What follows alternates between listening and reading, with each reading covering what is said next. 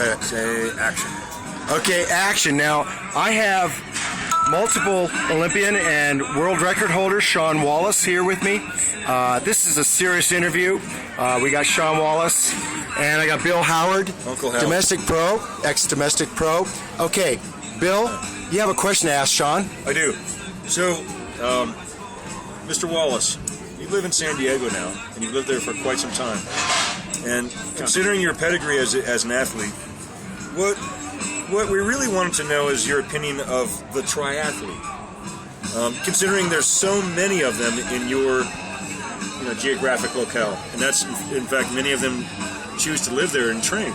And so, in all your training miles and hours spent on the bike and rolling around, North County, San Diego, give us your opinion of the triathlete.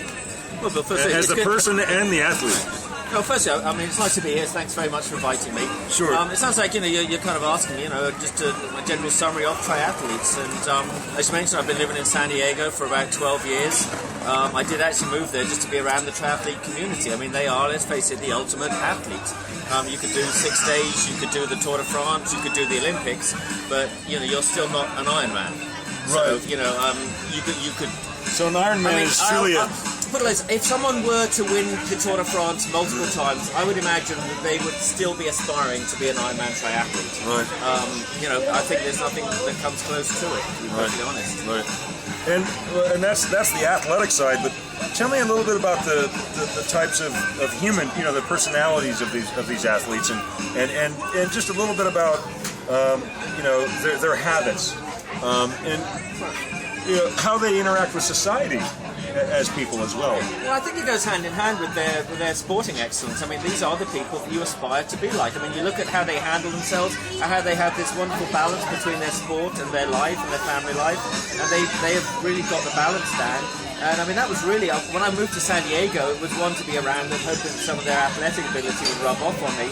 But it was more to learn from them about how to live life, how to balance my life, my recreation. And they really are examples to everyone about how people should live their lives. I see. So what he's saying basically is that they're ultimate humans. I mean, they are at the top of the food chain. Well, I wouldn't say that. I think I would say they are actually superhumans. Superhumans. Yeah, superhumans. I believe all triathletes. I think the lowest triathlete, the beginner triathlete, is so superhuman that I could never aspire to be close to them. Now, as an Olympian, this is something that you're going to aspire one day? I think all Olympians aspire to be a triathlete. Okay. I would say I think that's probably true. And this also comes from your multiple years of 6-day track experience in Europe and all that. Well, I mean, during the 6 days between sessions, we do a couple of 50-kilometer sessions. Between that, we would get together, and most of the conversation would be about, how we aspire to be triathletes and how we're going to transition from doing 6 days to Olympics. And might I ask, how we're going to transition into triathlon, and how we're going to get the sponsors to be able to do it. And how we're going to really, how are we going to up our game to the one day we could do a triathlon? Okay, right. So, and that's track racing, which is very technical, of course, but you're a noted criterium specialist when you were racing as a pro. You won boatloads of prize money in high-level criteriums in the United States specifically, and wheat thin series, etc.